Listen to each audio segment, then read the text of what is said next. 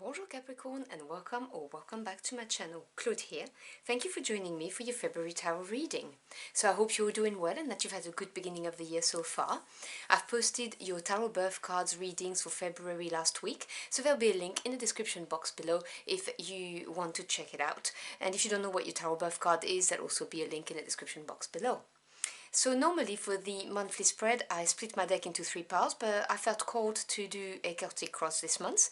But what I'm going to do is I'm going to grab my oracle deck to get the main energy, and I'm going to build my cross around this energy. So as always, please do remember this is a general reading, so just take what resonates. So if you would like to connect to the energies of my deck, now is a good time to do so by taking a couple of deep breaths and relaxing whilst I shuffle the deck. So what do my lovely Capricorn querents need to hear for their highest good for February, please?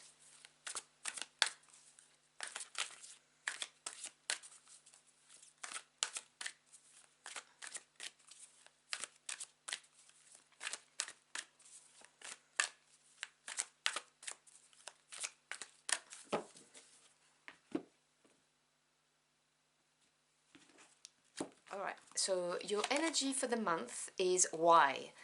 I think another sign got this card.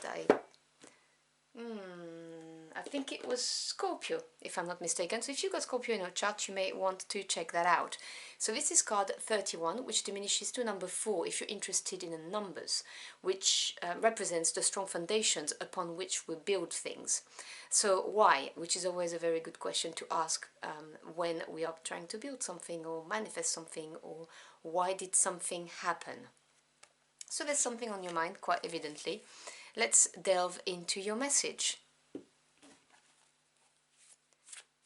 Now, if you're wondering about the deck I'm using right now, this is a deck created by an Italian artist. It's called the Tarot of Oppositions. It's very pretty, very nice to use as well, and I've reviewed it on my channel. So there's a link in the description box below for the review of the deck if you want to check out the cards.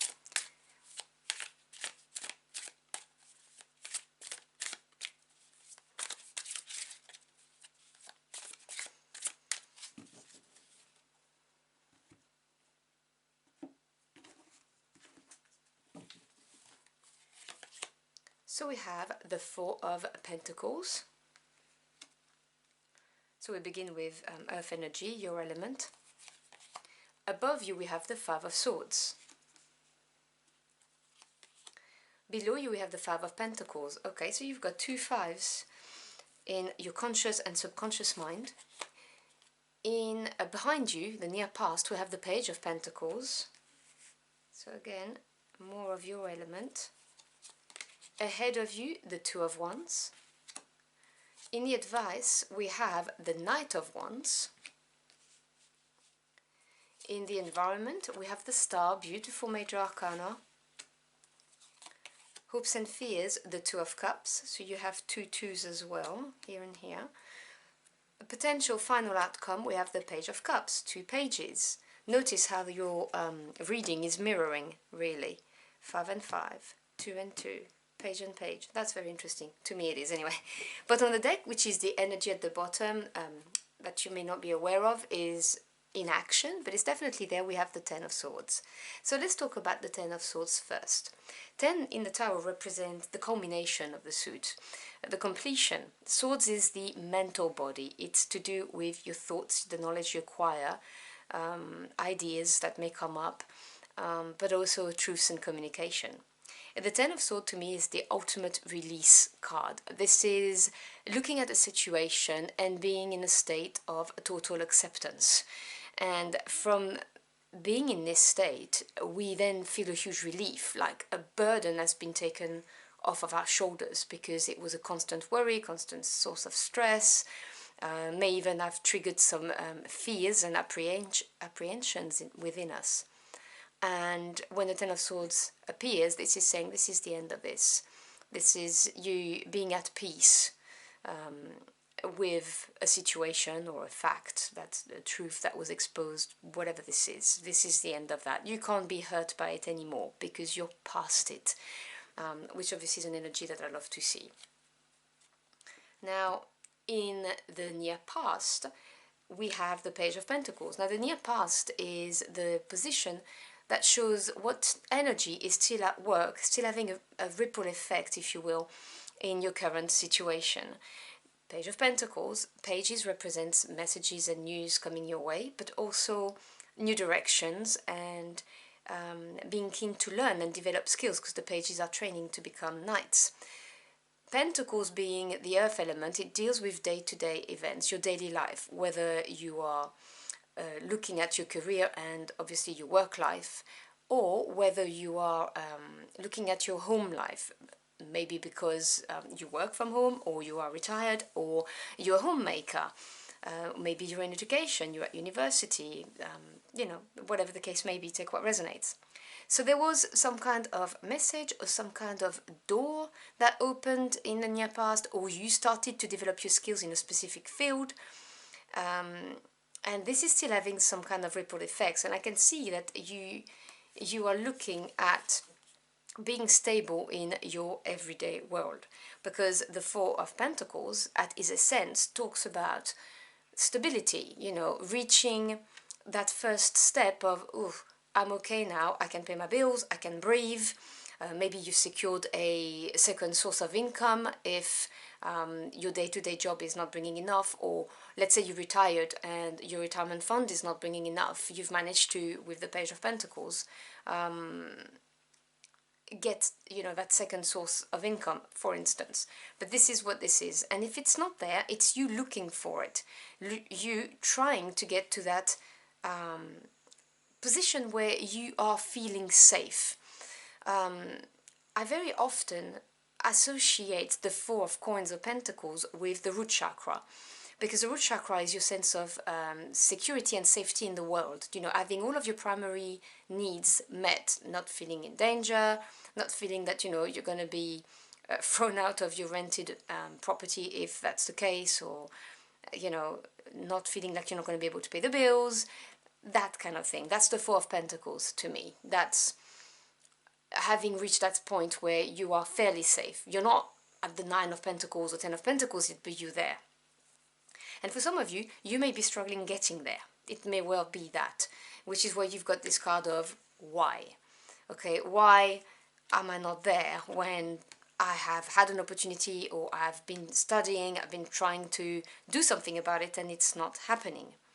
And we've got two fives. Okay, this is your conscious mind and this is your subconscious mind.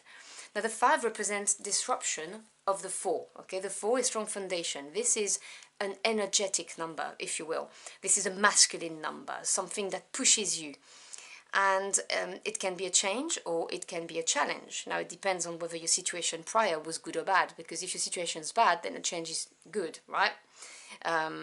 Whereas the opposite could be true. Completely depends on your circumstances.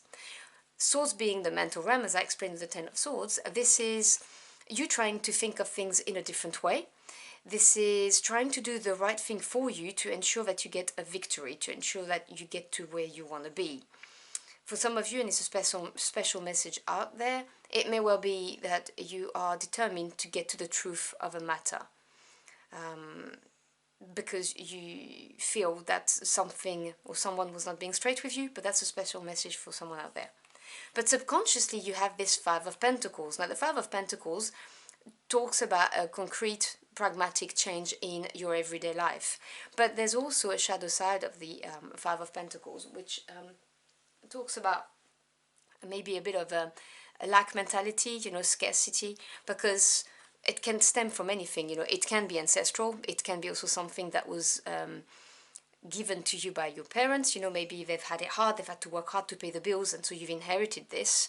Or it's because you've had it hard, you know, it's been difficult, and you're trying not to have, you know, the lack mentality, but, you know, it's a subconscious thing. You know, we have subconscious blocks. It's not easy to deal with them, and sometimes we, obviously because it's subconscious, we don't even know they're there. And we keep on wondering why we are not manifesting good things in our lives. But with this 5 of Swords in your conscious mind, I can see that you're trying to do things differently. You're trying to do things for you that you know are going to bring about the results that you are looking for.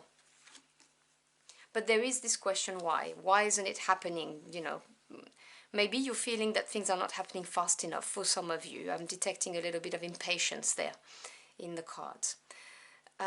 In the near future, you've got the Two of Wands, so you're going to be at a crossroad. You're going to have to choose a path. You know, either to get to this level of stability or to even go further than that. Now, it is about choosing the path that's going to bring about the most growth, excitement in your life. Because Wands is fire energy. It represents everything that you may feel passionate about, things that you may covet or desire, but also your spirit, your drive, you know, how badly do you want this? So the other element of the Two of Wands is also seeing that, you know, it's about having a clear goal once you've chosen the path and really focusing towards getting it with all of your might is what I'm seeing. My only advice is go for it. You've got the Knight of Wands. This is the most passionate knights of them all. And the Knights represents things moving forward, you know, action being taken. So the Knight of Swords and the Knight of Wands are the fastest energies. These are knights that just go for it. And the Knight of Wands is solely driven by what he feels passionate about. He's not, or she, okay, no genders attached, please, this is just the energy. This is someone who's not going to go for the practical path when presented at the crossroad. Not someone who's going to look at facts and weighs the pros and the cons. And I know as Capricorn earth sign, you're kind of wired to do it this way because you are very pragmatic and very much in touch with your environment and the everyday life. But the Knight of Wands is somebody who is going to go with what really excites them, not necessarily what is the reasonable thing to do, but what excites them, which is the advice you're given. Now, as I always say, you are sovereign of your lives. I will never assume or presume to tell you what to do. You know, you do you. But the advice is very clear here. Is go with what you feel passionate about. And I can see that, you know, with the Five of Swords in your conscious mind, you're seeing that. You're trying to gain success or get to where you want to be by doing things differently, thinking differently. And it's not easy for you. You know, the Five of Swords also talks about a victory that comes at a cost. And the cost I'm seeing here is that it's kind of going against your nature, is what I'm getting today. It's not a meaning I normally associate with the Five of Swords, but I'm getting this message now, so that's why I'm saying it. So yeah. Now, in the environment, which is the external circumstances, the things that you have no power over, we've got the Star. That is so beautiful. Major Arcana. To me as a tarot reader, direct intervention of your spirit team, whoever you work with. And the Star is guiding you. This is, you know, we wish upon the star, so this is wish fulfillment. This is being guided by spirit. This is... there is an element of recognition out there, I'll just say it, you know, star is associated with fame. So, you know, with the Knight of Wands next to it, there is this meaning that comes to my mind, but that's just for some of you, you know, doing things differently, being at a crossroad, choosing what really passionates you leads to recognition, increase in reputation, stardom for some people, but obviously, you know, that would be for just some of you. But the star is also being divinely guided, you know, being kind of nudged in the right direction, because this is what's fated for you, what is going to bring you the most emotional fulfillment and is going to be in alignment with your higher self.